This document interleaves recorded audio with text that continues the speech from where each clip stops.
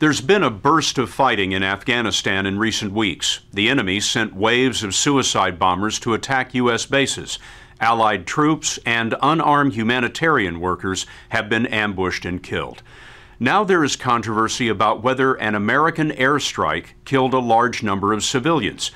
The Afghan government says about 90 civilians were killed last week in the strike, as many as 60 of them children. UN investigators say they verified those deaths. The U.S. military insists only 5 civilians were killed, and it's investigating.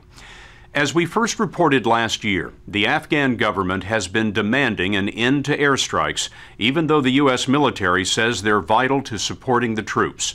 We wanted to find out what effect the strikes are having on the war, so we traveled to a small Afghan village that was hit by American bombs in March of 2007. Our journey took us through Afghanistan up the Shamali Plain, north of the capital, Kabul. The Taliban are active here, so we hired Panjshiri mercenaries to cover our trip. The scene of the airstrike is a village in the hills of Kapisa province. We found the dead buried in a cornfield. There were no enemy combatants. It was 4 generations of one family, all killed in the airstrike. An 85-year-old man, 4 women, and 4 children, ranging in age from 5 years to 7 months. One boy survived. The night of the bombing, 7-year-old Mujib happened to be staying with his uncle, Ghulam Nabi. Some of the bodies were missing a hand or a leg or half a head. We recognized one of them only by the clothes she was wearing. And who was the person you recognized? It was Mujib's mother. I saw my mom, my sisters, and my brother and my grandfather were dead, and our house was destroyed. Mujib's father was not there. He's accused of being a local Taliban leader. The U.S. has been searching for him with no luck. The airstrike came the night of March the 4th. An Army press release says it started after enemy forces fired a rocket at this U.S. base above the village. The rocket fell, causing no coalition casualties. In fact, missing the fire base altogether. Then, U.S. pilots saw 2 men with AK-47 rifles leaving the scene of the rocket attack and entering a compound in the village. The fort, which is on the hill over there, began raining mortar fire on this location, mortar fire that came down for about an hour. It was nighttime, and even though there were no U.S. forces in contact with the enemy on the ground, a decision was made after the mortars to call in an airstrike. U.S. Air Force aircraft dropped 2 bombs on this neighborhood, each one weighing 2. This is what it looks like when a ton of It's a house made of mud. The bombs hit their intended targets, but when the smoke cleared, there were no men with rifles, just Mujib's family. During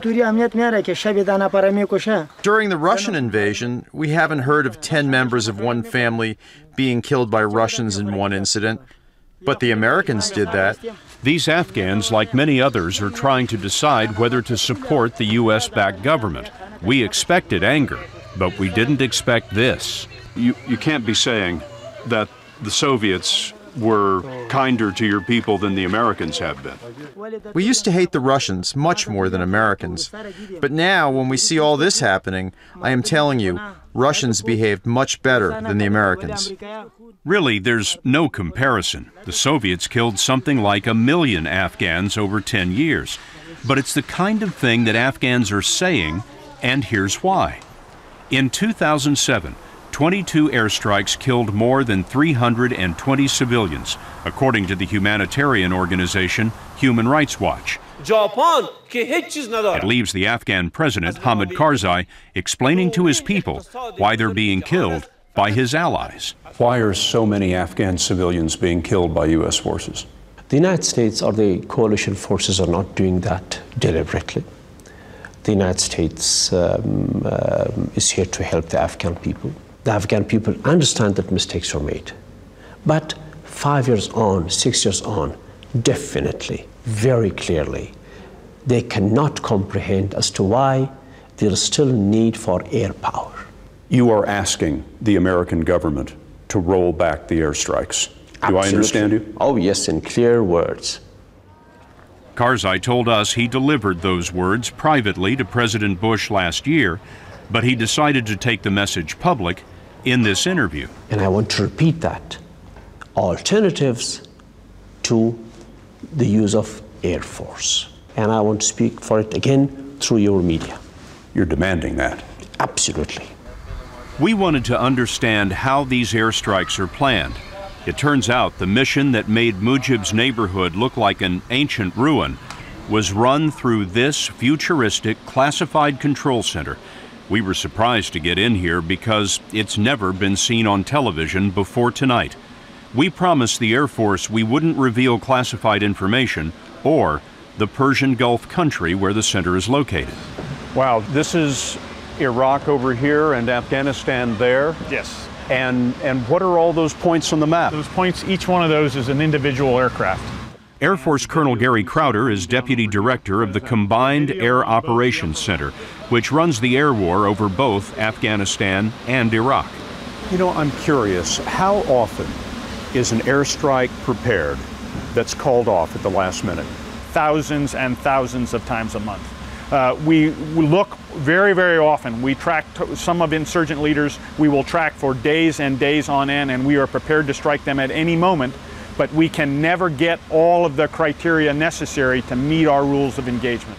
We learned there are two kinds of targets: deliberate targets, which are analyzed for days and watched for patterns of civilians coming and going, and then there are immediate targets, such as when troops are in combat and need air support. In both cases, civilian casualties are estimated in advance, and it's up to the commander on the ground to decide whether the strike is worth the cost.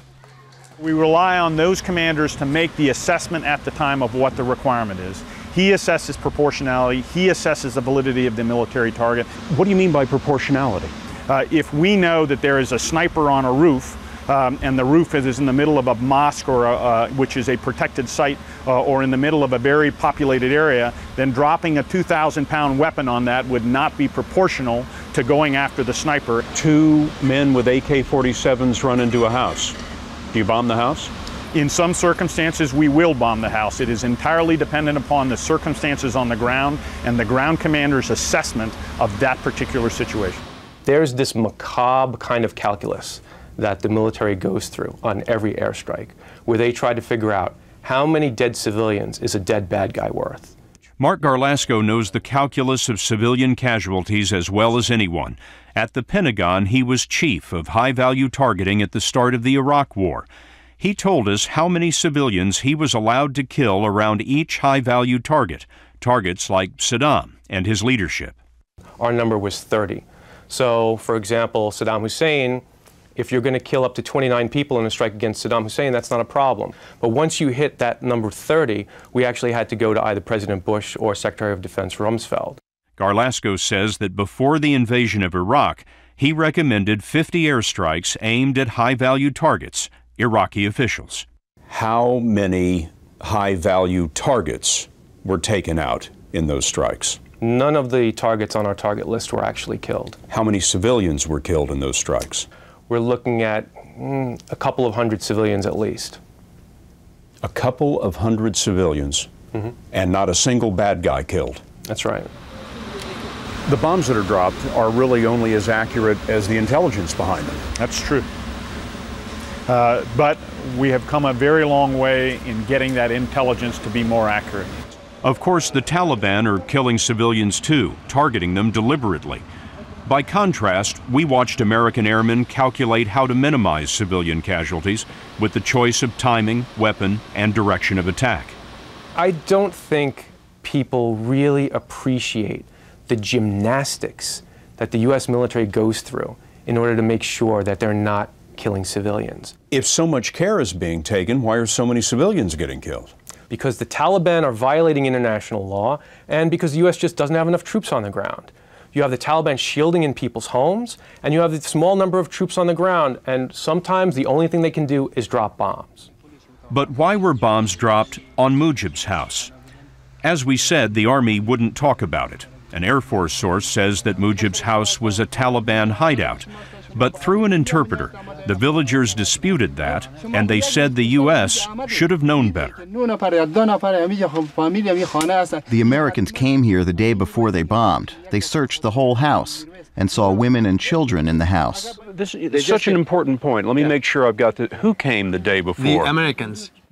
We took their accusation to the military, and an Air Force source confirmed that U.S. troops searched the house the day before. We don't know what those troops may have seen or reported. Mark Garlasco left the Pentagon in 2003 to become senior military analyst at Human Rights Watch. He's examined this case, and he told us that even if Mujib's father was a local Taliban leader, the airstrike backfired. And you have to ask yourself, is a mid-level thug worth 9 dead civilians? But it goes beyond that. You're not talking about just losing 9 dead civilians. You're also talking about violent protests throughout the country requesting a democratically elected government be taken down. You then take people who maybe were in a pro-government area, and all of a sudden you're turning them against you and turning them towards the Taliban. To return just for a moment to the bombing at Kapisa, a rocket was fired at a U.S. base there. It missed. No one was hurt. And yet the response was to drop 4,000 pounds of explosives on that neighborhood. That is wrong. They hit what they were aiming at.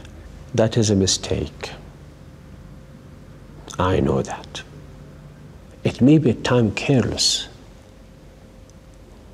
A careless mistake, but not deliberate. There is one young boy who is the sole survivor from that house, a 7-year-old boy named Mujib. We asked him what he thought of the Americans, and as you might expect, he said, "I hate them." Naturally. That doesn't bode well for the future. Yeah, it doesn't. That's why I'm so strongly asking for a rethink of the use of Air Force. And this little boy, I will call to my office and I will share his pain with him, as do the rest of the Afghan people, and try to get him a future.